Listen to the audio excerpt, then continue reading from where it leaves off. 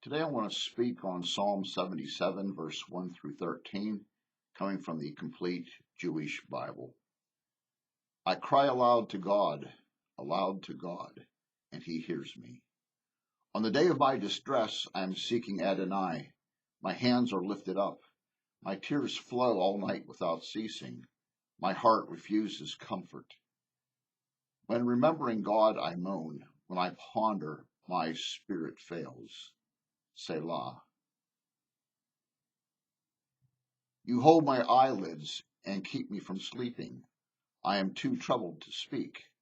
I think about the days of old, the years of long ago. In the night I remember my song.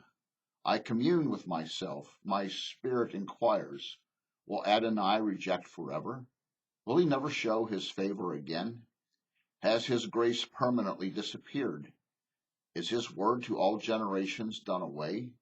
Has God forgotten to be compassionate? Has he in anger withheld his mercy? Selah. Then I add, that's my weakness, supposing the Most High's right hand could change. So I will remember myself of Yah's doings. Yes, I will remember your wonders of old. I will meditate on your work and think about what you have done. God, your way is in holiness. What God is as great as God? In this psalm, the psalmist is struggling with something in his life that is causing great anxiety and duress.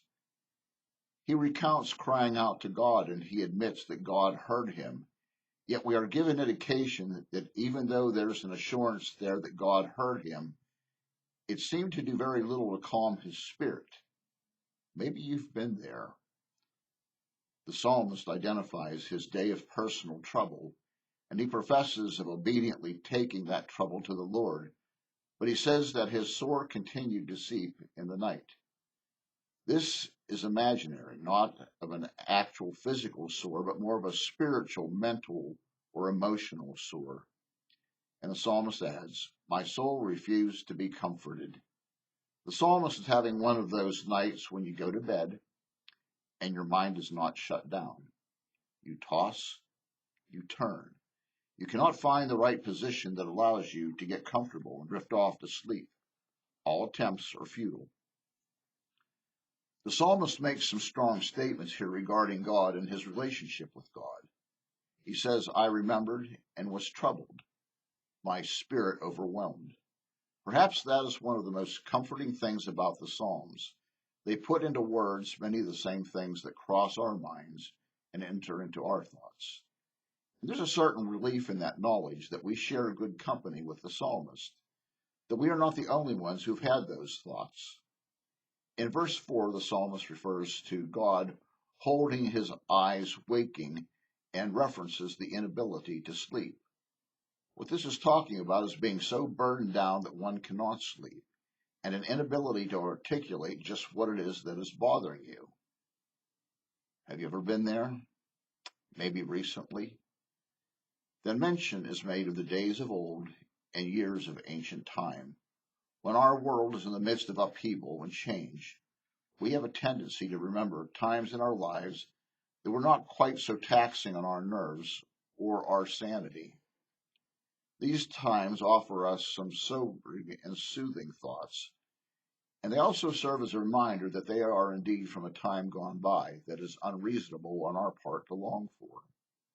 There is a reality that you truly cannot go back. In my own mind, growing up in the 50s and the 60s, as an adult during that time period, it may not have been as great as I have it pictured that it was. I know that as I neared the age of 18, with the registration with the Selective Service looming, while the Vietnam War was still going on, it may have lost some of its charm and luster. But nonetheless, as a child, it held some appeal. But those were years of a different age. What is done, and cannot be undone.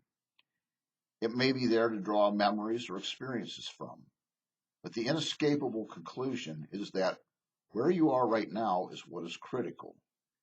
How do you deal with today is the question. The psalmist then says, I call to remember my song in the night. Quite often, to comfort and quiet a child during darkness or a severe thunderstorm, a parent will resort to a lullaby or some manner of soft, gentle song as a means to draw their attention away from whatever it is that's instilling fear into them.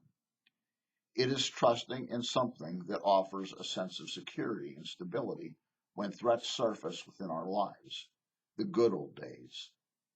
The not too distant days before COVID-19 became part of our daily vocabulary.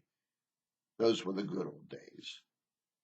The psalmist pursues this train of thought. I commune with my own heart. My heart makes diligent search.